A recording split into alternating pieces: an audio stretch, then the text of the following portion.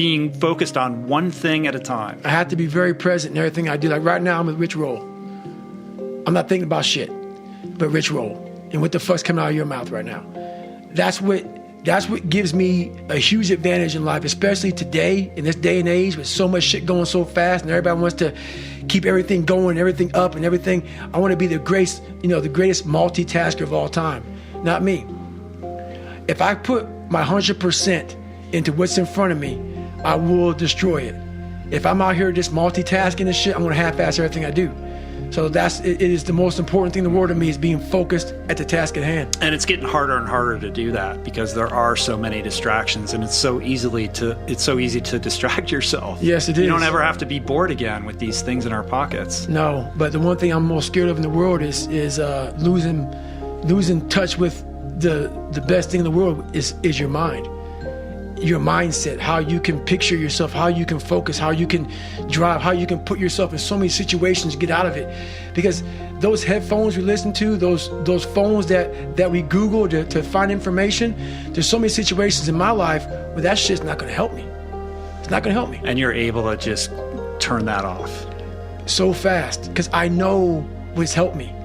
None of that stuff's ever helped me. Mm-hmm. None of that stuff's ever helped me. What has helped me has been me alone, getting my shit together and being accountable for who I'm not and who I want to be. It's the only thing that's helped me. So you get in, you get the opportunity to become a Navy SEAL, and then you end up going through BUD/S 3 times. It's like, yeah, Merry Christmas. Insane, I got lucky, man. Yeah. Mm-hmm. Unbelievable. And the stories of what that entailed are like so vivid, man. Mm-hmm. It's unbelievable. Well, I was very fortunate to go through 3 times. And not in a sadistic way, in a life-changing, growing way. I found out so much about myself through going through that training 3 times. And I went through the hardest part of the training 3 times. You know, after the first, so first phase is the crucible, man. And that's where I was at for 3 times. I spent most of my time in BUD/S in first phase. In the hell week. In the hell weeks. And being in that grind. And in that grind, I got time to examine myself. I caught the live autopsy and also examined other people, because I was really good about putting people way above me, because I wasn't shit. I was never nobody. So for me to be on the same stage as these great wannabe Navy SEALs and BUD/S training, like, my God, you guys are amazing. I actually got here with you all. Thank you so much for allowing me into play. But as I was there for so long, I got a really good chance to sit back, because now the cold water is just water now. It's no longer cold anymore. Your mind starts to change. They say get in the water, most people think about it. For you, it became my life. So I started learning that if you start to change your mindset versus it being like, oh my God, this sucks, I became a professional BUD/S student. So I wasn't gonna leave until I graduated. So I started realizing, if this is my home, this is what I am, I had to always reset the bar.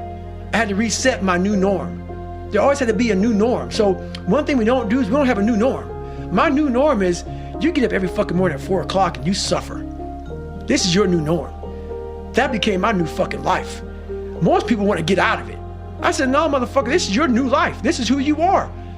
Your new norm is you wake up and you suffer. And I started realizing, if that's my mentality, this shit ain't hard anymore. Right. Your fucking new norm is you wake up, you get in the fucking cold water, you're gonna be here till the shit's fucking done. Whenever they say you're out, you get out. So my new norm, so I do that now today. My new norm now is, if I'm doing a 200-mile run, your new norm now, man, is you fucking are doing 200 fucking miles. The Roger that mentality. That's it, man. So at what point during this BUD/S experience do the instructors start to take notice of you in a way that separates you from the pack? Is it SBG or these guys that are like, they're starting to go, hey man, this dude's cut a little bit differently? SBG noticed it. He noticed it in my second hell week. Because I really, and this is no lie, I'm very open about my life, so I'm open about this. I really started to enjoy the fact of seeing what the human mind was capable of, and seeing that what is so horrendous, there's so much joy and glory in this shit. And when you see other alpha males, like, SBG in the book, he was one of the hardest. I mean, one of the hardest guys in the SEAL teams. He's looking at you like, what the fuck is wrong with you? Right. Like.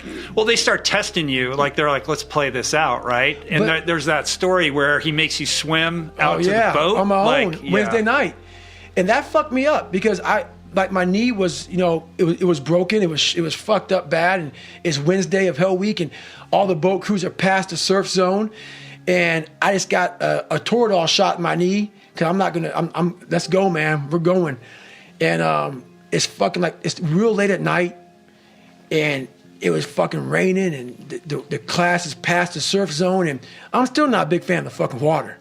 The ocean is very unforgiving. And I had this big life jacket on, and SBG's like, hey, follow me, man. Should we run a mile down to where the boat crews are at out past the surf zone? I'm thinking, hey, we're going to wait for them to come on in. He goes, hey, man, get a Kim light. He broke a Kim light, put on my hat, and said, go out and fucking get them. And I was on my own. There was no swim buddy, so I can buzz you for swim buddy. Yeah. And when he said that to me, I said, are you, in my mind, I said, this motherfucker is joking. He's got to be joking, man. It's Wednesday. He must have been thinking, like, I'm going to break this guy. Like, this is going to be the moment. I think that's what it was, but we're pretty tight now. And he said, no, that wasn't it at all. He said, you're one of the only people in my tenure as a BUD/S instructor that I've ever done that with. He said, I knew a person like you would have found that as a challenge. And I had to dig deep because I didn't want to look at him and say, hey, man, I'm not doing that shit.